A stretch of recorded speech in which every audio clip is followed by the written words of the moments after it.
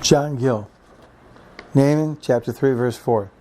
Reading first from the King James Bible, quote, "Because of the multitude of the whoredoms of the well-favored harlot, the mistress of witchcrafts, that selleth nations through her whoredoms, and families through her witchcrafts," unquote.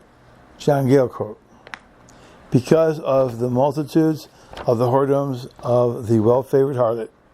meaning Nineveh, which, as it was an ancient city, was a well-built one, full of stately and beautiful buildings, the seat of kings of Assyria and the metropolis of the nation, and abounded with wealth and riches. Perhaps here may be an allusion to the name of the city and to the signification of it. For Nineveh may have its name from the beauty of it and be read in Hebrew, or may signify a beautiful and pleasant habitable place. So Hilaris and Kokochias gave their etymology, etymology of it, which agrees with its delightful situation on the banks of the river Tigris and the stately edifices in it, as the king's palace and others, just as Zion is said to be beautiful for situation, the joy of the whole earth. Psalms 48 verse 2. And the epithet of well-favored well agrees with the harlot whose beauty is engaging and ensnaring, as Lais and others,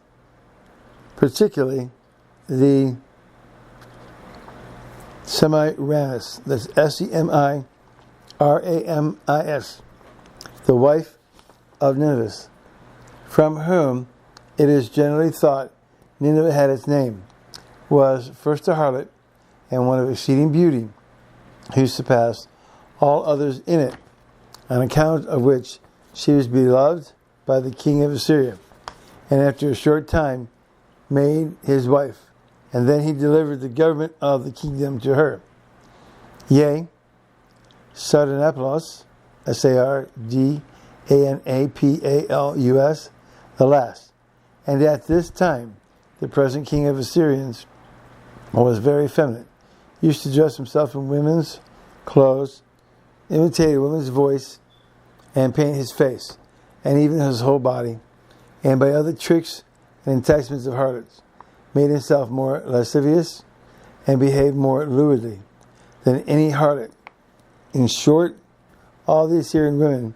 must be harlots, since they were obliged once in their lifetime to lie with a stranger in the temple of Venus, whom the Assyrians call Mylitta, as Herodotus and Strabo relate, to all which here may be an allusion, and particularly the inhabitants of this city had all the arts of address and insinuation to deceive others as harlots have,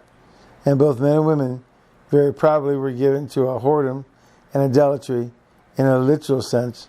as is generally the case where luxury and intemperance abound, and especially where grossly guilty of idolatry, which in Scripture is frequently expressed by whoredom and idolatry, worshipping Bel, Nisroch, and other deities, and which were highly provoking to God. And therefore, for these things his judgments came upon them before and after described. The mistress of witchcrafts,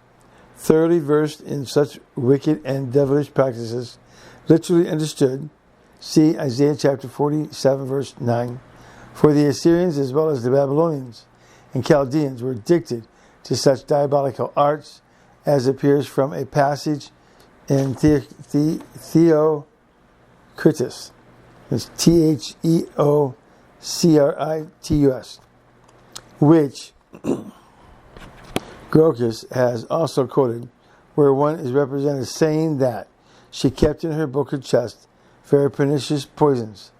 which she had learned from an Assyrian guest. The allusion seems to be to philtres, that's Philtres, and other tricks used by harlots to besot young men, and bewitch and captivate them. Likewise, the city and its inhabitants were well versed in all the arts of flattery, deceit, and carnal policy, and in all the charms of wealth, riches, luxury, and sensuality, the pomp of superstition and idolatry, to draw in kingdoms and nations into subjections to them. That selleth nations through her whoredom, and families through her witchcrafts, enslaved whole kingdoms, and brought them under her power and dominion to be her vessels, and was the instrument not only of corporal servitude, but of selling themselves to work wickedness by committing spiritual fornication or idolatry, into which multitudes were led by her influence and example, and particularly the kingdoms and families of Israel and Judah. See 2 Kings chapter 16, verse 10. In these whoredoms and witchcrafts, as well as in her bloodthirstiness, lies, and oppressions, Nineveh was a type of whore of Rome. See Revelation 17, verse 1, unquote. Scripture quote, because of the multitude of the whoredoms of the well-favored harlot, the mistress of witchcrafts, that selleth nations through her whoredoms, and families through her witchcrafts, unquote. End of John Gill, Nahum chapter 3, verse 4.